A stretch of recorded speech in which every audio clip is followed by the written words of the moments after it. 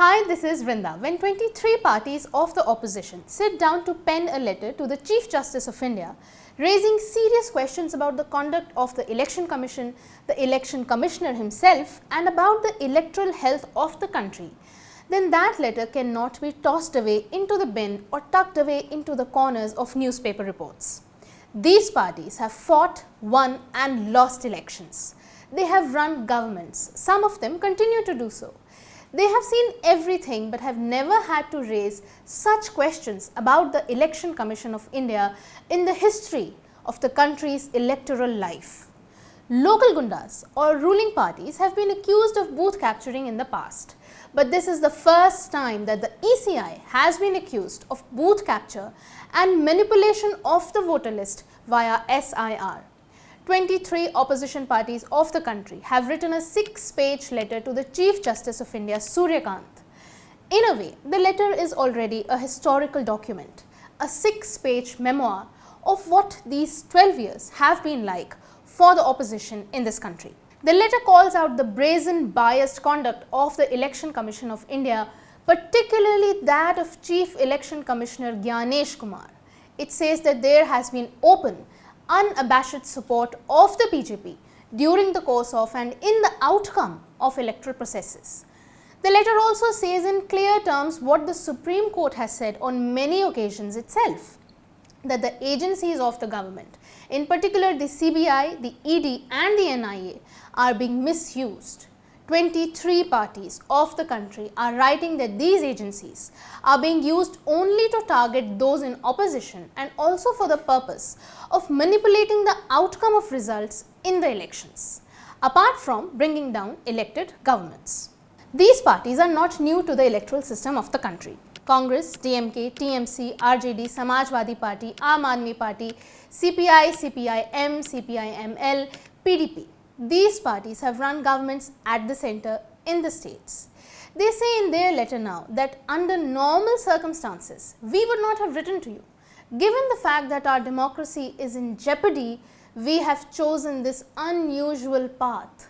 Why are the opposition parties of India forced to choose this unusual path? What has happened inside the courts that has made them write to the Chief Justice directly? Think of what the last 12 years have been for the opposition. On the one hand, its leaders have been poached left and right by the BJP. Elected governments have been toppled by playing around with anti-defection laws.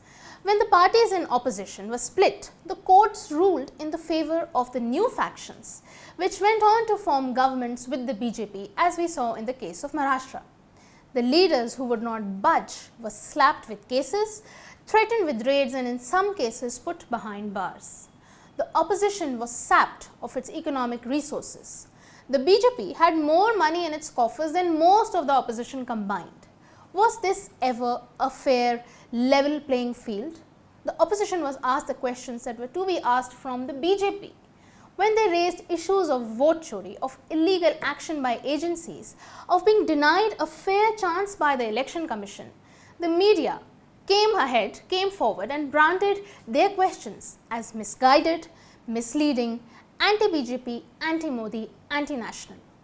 Even when 67% of the country does not vote for the BJP, being in its opposition was stigmatized. This is why the letter by the opposition says that these are not normal circumstances, that our democracy is in jeopardy, because its experience has been of anything but a democratic process. But what has this experience been like for the ordinary citizens of this country? The letter focuses on one issue in great detail, the SIR.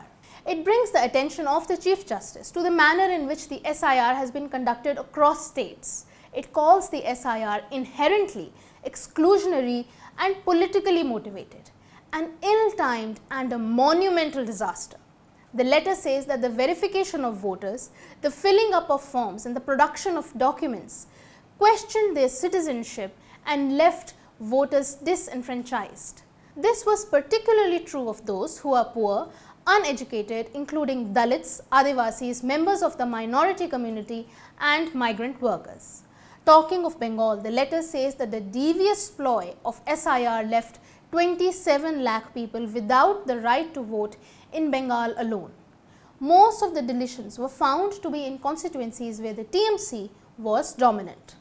Opposition parties who are mocked for losing elections, ridiculed for not having enough seats in the House, or for just not knowing what the pulse of the people is, are writing to the Chief Justice of India about the way in which the SIR has been conducted. If this is not a people's issue, then what is?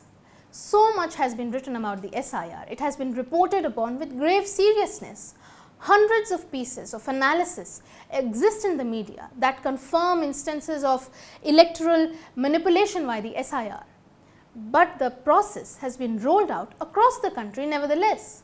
It is after having exhausted all other possibilities that the opposition has chosen this route to write to the Chief Justice. The letter gives the example of a tribunal where out of 1777 deleted names that appealed, 1717 were found to have been wrongly deleted, meaning that 96% of the names were wrongly deleted. Media reports tell us that less than 1% appeals have been disposed of by the Bengal SIR tribunals in the last 100 days, 3 months, more than 3 months. 33 lakh cases are still pending. If these tribunals continue to work at this sharp pace, it would take the 19 tribunals more than 25 years to clear the backlog. This is the condition of tribunals that was set up by the Supreme Court itself. Does this not ring the alarm bells for you? The letter was put forward in the public domain on the 4th of July. Since then, the BJP has called it a conspiracy brought on by the opposition's losses against the BJP. It says that this letter is designed to bring chaos and ruin across the country. Can a demand for fairer elections, accountability from the Election Commission, investigative agencies be labelled a conspiracy so easily?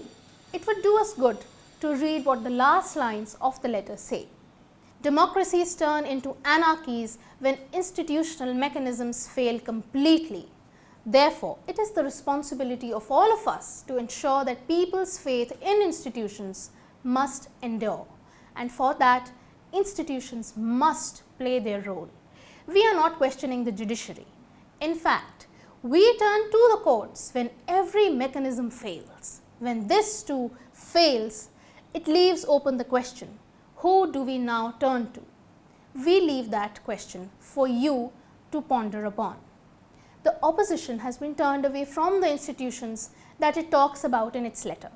Yet, it is returning to one of those very same institutions. It tells the Chief Justice that it is not questioning the judiciary, but in the same breath, it is putting this fact on record that it too has failed. At a time when institutions of the state and their mechanisms have turned away from their duties, from their constitutionally sanctioned duties, the opposition has stepped forward to fulfill what can be called its paramount duty, that of reminding these institutions that they have failed. This is Vrinda.